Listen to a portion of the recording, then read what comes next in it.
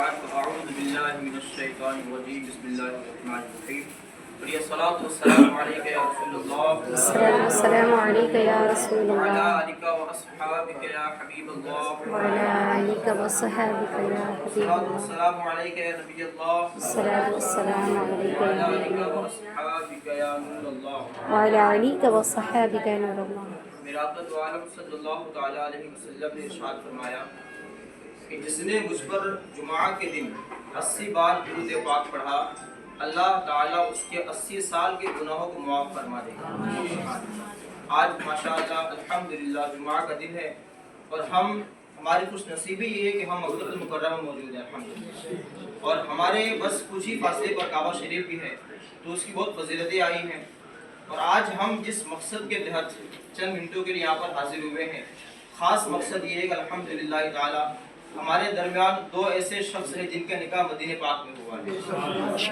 اور مدینہ پاک شہر کی ہم کیا ہی بات کریں، شاعر کیا خوب کہتا ہے نا کہ کون روتا ہے جنت کی خاطر رلاتی ہی عاشق کو یاد مدینہ.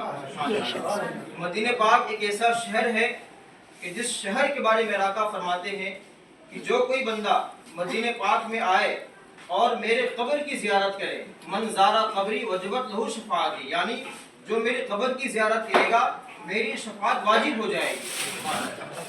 مدینہ پاک کو پہلے زمانے میں عربی میں یثرب کہا جاتا تھا. کیا کہا جاتا تھا؟ یثرب.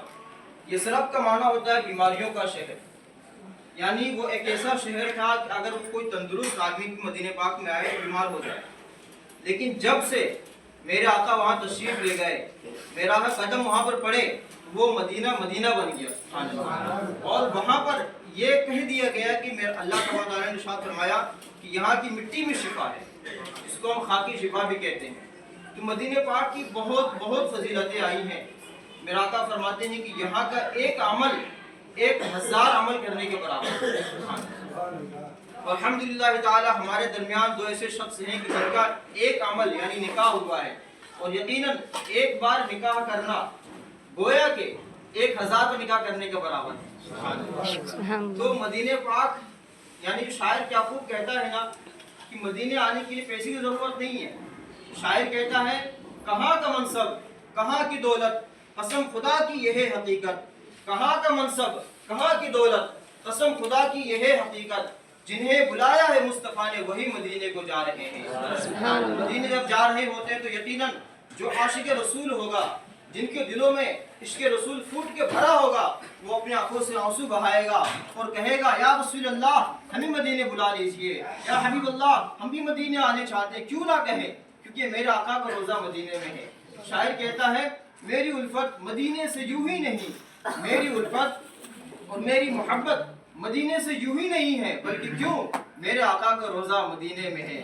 میں مدینے کی جانب کیسے نہ کھینچوں، میرا دل میرا جسم میرا ایمان کیوں نہ کھینچے، کیونکہ میرے آقا کا روزہ مدینے میں ہے. سبحان اللہ. میرے پیارے اسلامی بھائیوں، یقیناً مدینہ پاک کی کیا ہی شان ہے، میں کیا شان بیان کروں.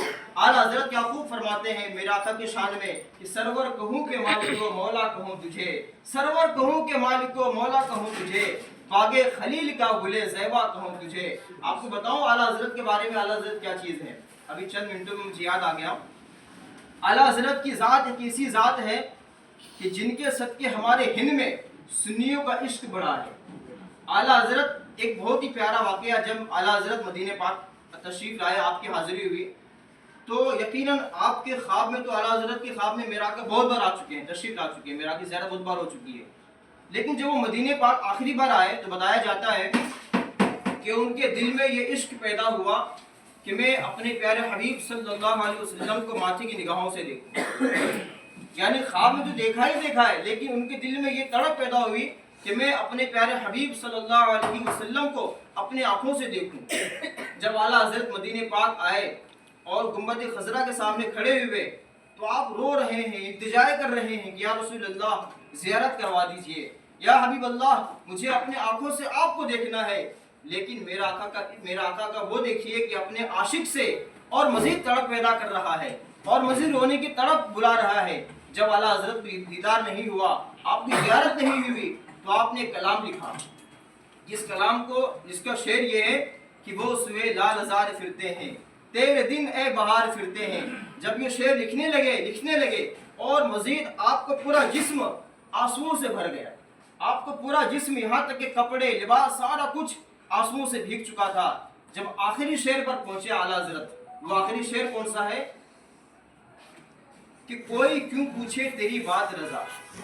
अगर मैं किसी से जिससे मोहब्बत करता हूँ, जिससे प्यार करता हूँ, जिससे इश्क करता हूँ, उसके आखिरी हद ये होगी कि मैं आपसे ये कहूँ यार तुम मुझे क्यों नहीं पूछोगे, मेरी हैसियत क्या है, यकीनन वो जरूर बोलेगा। क्या बोलेगा? आला हज़रत फरमाते हैं कि कोई क्यों पूछे तेरी बात रजा, तुझसे कुत्ते हजार फिरते हैं। अल्लाहु अकबर। जब आला हज़रत ने ये कहा कि या रसूल अल्लाह आप मुझे क्यों पूछेंगे, मेरी हैसियत क्या है आपके बारगाह में, मेरे जैसे हजार कुत्ते तो यहाँ फिर रहे हैं। इतना कहना था कि मेरे आका सामने तशरीफ ले आ गए, मेरे आका रोजे से बाहर निकल गए और अपने माथे की निगाहों से आला ने देख लिया। सुभान अल्लाह। ये है मेरे आका का अपने गुलामों पर शफकत, गुलामों पर मोहब्बत। अल्हम्दुलिल्लाह ताला ये बहुत ही खुशनसीबी की बात है कि मदीने में हमारा बल्कि इनका निकाह हुआ है अल्हम्दुलिल्लाह। तो अल्लाह तबारक व तआला से दुआ है कि हम सबको सच्चे पक्के आशिक रसूल बनाए और यहाँ से नियत करके जाइए कि हम इंशाअल्लाह जाएंगे। आपके लिए खुसूस आपसे भी अर्ज करता हूँ, इंशाअल्लाह अपने चेहरे पे दाढ़ी जरूर से जाएंगे। दाढ़ी शरीफ ये मेरे आका की एक बहुत बड़ी मोहब्बत की अलामत है। वो आशिक कैसा आशिक हो जो मेरे आका की बात पर अमल ना करे। वो ये चाहेगा अगर मैं किसी से शादी करूं, मेरी कोई बीवी हो, क्या बीवी चाहेगी कि मैं अपने शोहर की बात नहीं मानूं? नहीं चाहेगी ना, क्योंकि बीवी अपने शोहर से मोहब्बत कर रहा होता है। यहाँ पर माला उससे ज्यादा बढ़कर है।